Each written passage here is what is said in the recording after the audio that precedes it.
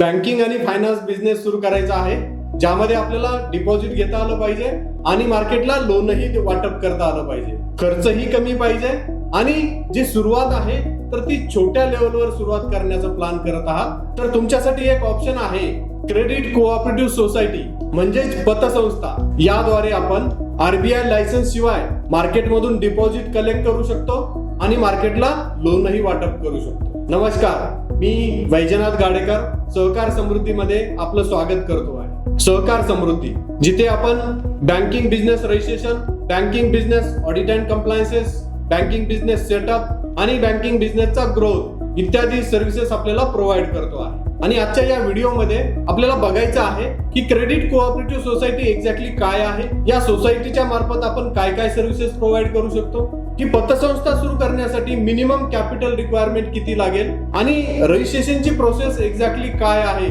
काय काय रिक्वायरमेंट आहे, या सर्वांबद्दल आपण आजच्या या व्हिडिओमध्ये माहिती करून घेणार आहोत. चला तर मग सुरू करूया.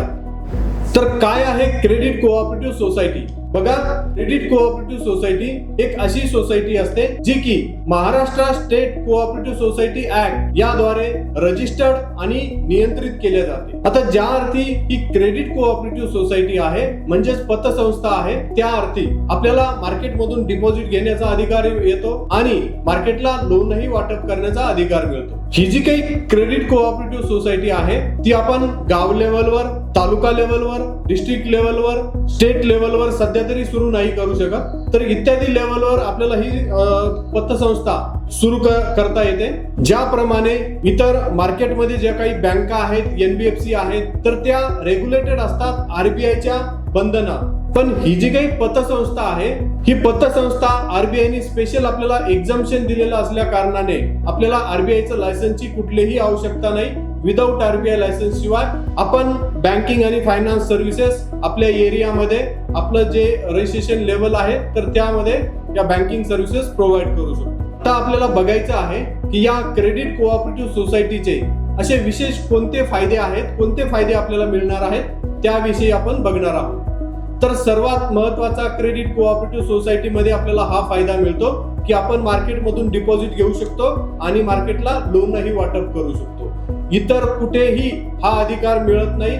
जनरली हा अधिकार फक्त बँकेला असतो. तर बघा, सेम टाईप मध्ये हाच अधिकार आपल्याला इथे मिळणार आहे. त्यानंतर इथे आपण आपल्या कस्टमरचे करंट अकाउंट ओपन करू शकतो, सेव्हिंग अकाउंटही ओपन करू शकतो. त्यानंतर आपण जे काही लोन देणार आहोत तर ते लोन सिक्युर्डही लोन देता येतं आपल्याला आणि अनसिक्युर्ड लोन देणं सुद्धा पॉसिबल आहे. म्हणजेच जर तुम्हाला काही प्रॉपर्टी मॉर्गेज करून किंवा काही वस्तू त्याच्यावर बोजा चढून जर तुम्हाला लोन द्यायचं असेल तर ते इथे शक्य आहे.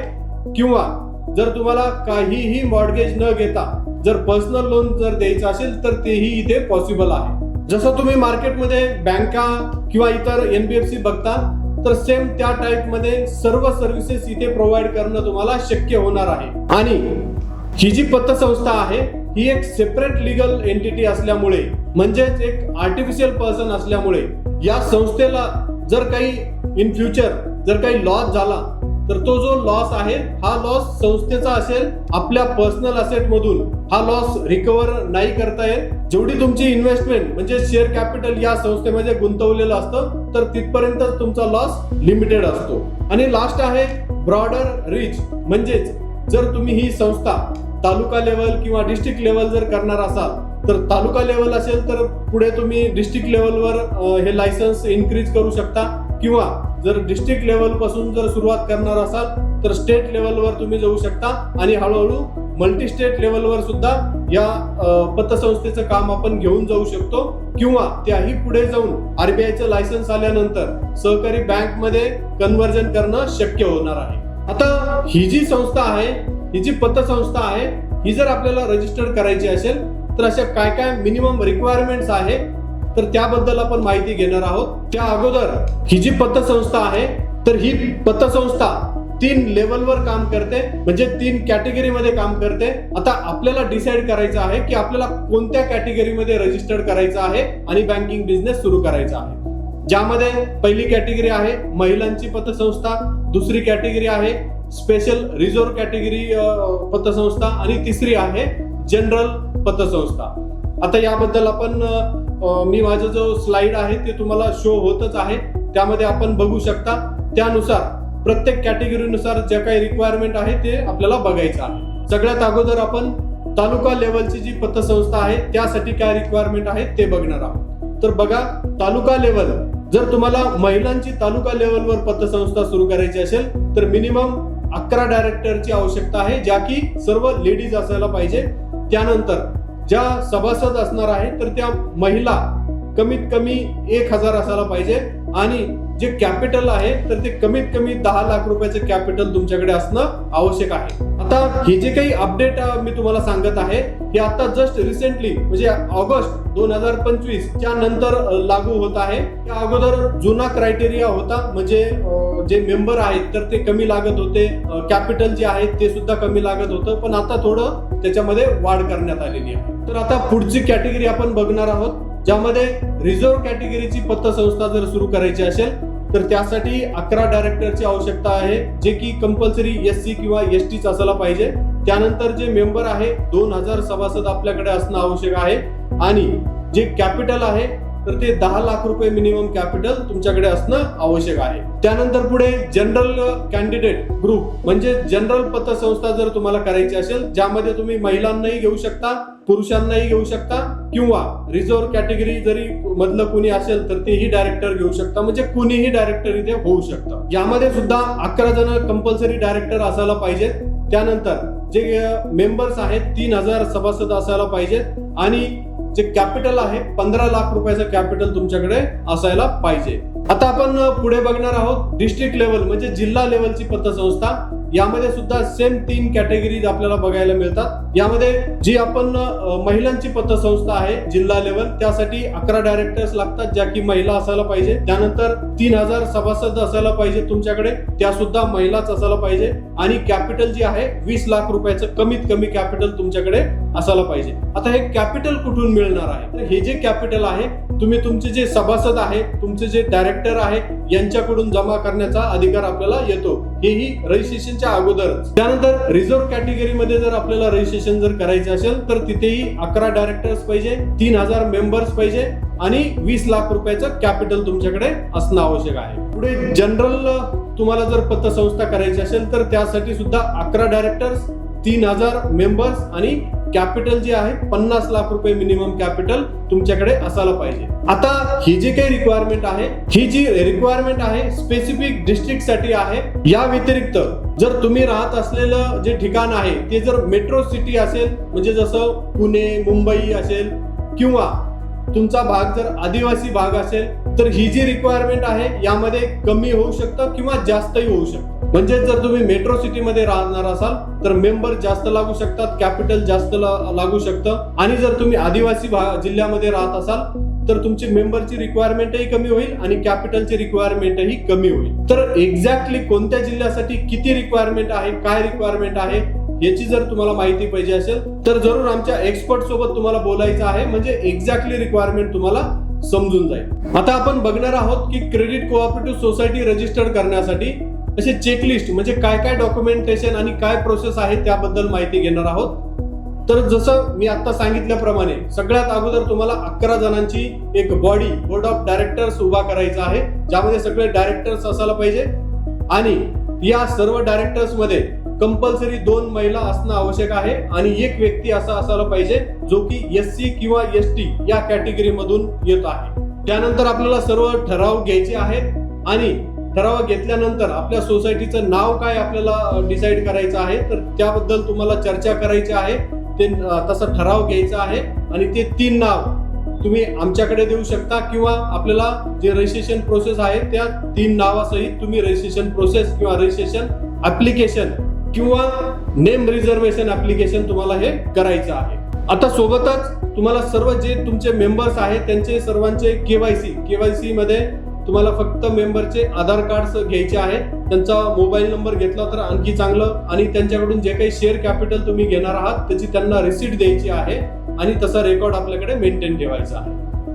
आणि डायरेक्टर्सचे केवायसी मध्ये तुम्हाला त्यांचं पॅन कार्ड, आधार कार्ड, पासपोर्ट फोटो, त्यानंतर डायरेक्टरचं पोलीस व्हेरिफिकेशन सर्टिफिकेट म्हणजे आपण त्याला कॅरेक्टर सर्टिफिकेट म्हणतो, हेही अत्यावश्यक आहे. आणि जिथे आपल्याला रजिस्टर्ड ऑफिस करायचं आहे तर तिथलं आपल्याला लाईट बिल लागणार आहे. आता हे सर्व झाल्यानंतर मग आपण बायलॉज प्रिपेअर करतो. बायलॉज एकदम महत्वाचं काम आहे, जो की खूप काळजीपूर्वक बनवला जातो.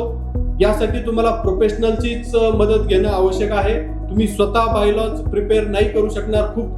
खूप साऱ्या त्याच्यामध्ये टेक्निकल गोष्टी असतात. मग आता हे सर्व डॉक्युमेंट्स प्रिपेअर केल्यानंतर आपल्याला नेम रिझर्वेशनचा जो फॉर्म आहे तो जवळच्या ऑफिसमध्ये सबमिशन करायचा आहे. आणि नेम रिझर्वेशन झाल्यानंतर मग आपल्याला फायनल ऍप्लिकेशन जे आहे पूर्ण बाकी डॉक्युमेंटेशन कंप्लीट करून फायनल ऍप्लिकेशन सबमिशन करायचं आहे. आता जेव्हा आपण फायनल ऍप्लिकेशन सबमिट करणार आहोत अगोदर आपल्याला कुठल्याही एका सहकारी बँकमध्ये एक करंट अकाउंट ओपन करायचं आहे. आणि तिथे आपल्याला जे ठरलेलं कॅपिटल आहे तिथे जमा करायचं आहे. आणि कॅपिटल जमा केल्यानंतर जे तिथलं त्या बँकेचं स्टेटमेंट आहे ते स्टेटमेंट आपल्या फायनल प्रस्तावासोबत जोडायचं आहे. मग आपला प्रस्ताव कुठे कंप्लीट होतो आणि मग त्यावर कार्यवाही सुरू होते.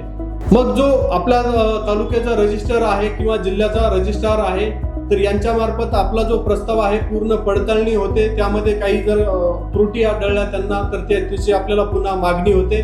मग त्या त्रुटी आपल्याला पूर्ण कंप्लीट करून द्यावे लागतात. आता ही क्रेडिट कोऑपरेटिव्ह सोसायटी आपल्याला रजिस्टर्ड करते वेळेस आमच्याकडून म्हणजे ई टॅक्स वाल्याकडून आपल्याला काय काय सर्व्हिसेस मिळू शकतात. तर यामध्ये फर्स्ट रजिस्ट्रेशन सर्व्हिस आहे, म्हणजे तुमचं ऍप्लिकेशन रेडी करणं, पूर्ण बायलॉज एकदम ॲक्युरेटली रेडी करणं, त्यानंतर नेम रिझर्वेशन प्रपोजल रेडी करणं, फायनल जो प्रस्ताव आहे तो रेडी करायचा आहे. त्यानंतर जे अधिकारी आहे म्हणजे रजिस्ट्रार आहे तर त्यांच्यासोबत कोऑर्डिनेट करून आपल्याला रजिस्ट्रेशन सर्टिफिकेट मिळवून देणं इथपर्यंत आमचं रजिस्ट्रेशन सर्व्हिस मध्ये काम असतं. आता रजिस्ट्रेशन झाल्यानंतर मग पुढे या संस्थेचं या पतसंस्थेचं ऑडिट करणं, सर्व कंप्लायन्सेस ऑन टाइम करणं, त्यानंतर ब्रांच सेटअप करणं, तुमचं स्टाफ हायरिंग करणं, त्यांना ट्रेनिंग देणं, software installation, software training, documentation सर्वात महत्वाचा पार्ट आहे, अग्रीमेंट्स वेगवेगळ्या करणं आहे. म्हणजेच आपण त्याला बँकिंग बिझनेसचा सेटअप म्हणूया. म्हणजे रजिस्ट्रेशन झाल्यानंतर बँकिंग बिझनेस सेटअप ही एक आमची सेपरेट सर्व्हिस आहे. आणि त्यानंतर याच्याही पुढे जाऊन जर तुमची ऑलरेडी पतसंस्था असेल तर या पतसंस्थेला ग्रोथ मिळवून देणं तर हाही एक आमचा सर्व्हिस आहे. तर अशा प्रकारे आपण क्रेडिट कोऑपरेटिव्ह सोसायटी काय आहे आणि या सोसायटीचे काय मिनिमम रिक्वायरमेंट आहे, कशी रजिस्ट्रेशन प्रोसेस आहे याबद्दल माहिती घेतलेली आहे. ही पतसंस्था ही सोसायटी जर तुम्हाला रजिस्टर करायची असेल किंवा तुम्हाला अधिक माहिती पाहिजे असेल, तुमचे काहीही प्रश्न असो तुम्ही या व्हिडिओच्या कमेंट बॉक्स मध्ये तर कमेंट करू शकता. पण आमचे जे एक्सपर्ट्स आहेत त्यांच्यासोबत तुम्ही 1-to-1 मीटिंग करू शकता. मग जिथे आमचं जे छत्रपती संभाजीनगर इथे ऑफिस आहे तुम्ही इथे प्रत्यक्ष भेट देऊन माझ्यासोबत किंवा माझ्या एक्सपर्ट सोबत तुम्ही मीटिंग करू शकता. आणि आमचे जे खाली दिलेले जे नंबर्स आहे या नंबरवर तुम्ही कॉल करून सर्व माहिती पतसंस्थेबद्दल तुम्ही घेऊ शकता. तर हा व्हिडिओ जर आपल्याला आवडला असेल तर नक्की ज्यांना आवश्यकता आहे त्यांच्यासोबत तुम्ही शेअर करा. आणि पुन्हा भेटूया एका नवीन व्हिडिओमध्ये जो की बँकिंग सेक्टरमध्ये आपल्याला पुढे घेऊन जाण्यास मदत करेल. धन्यवाद.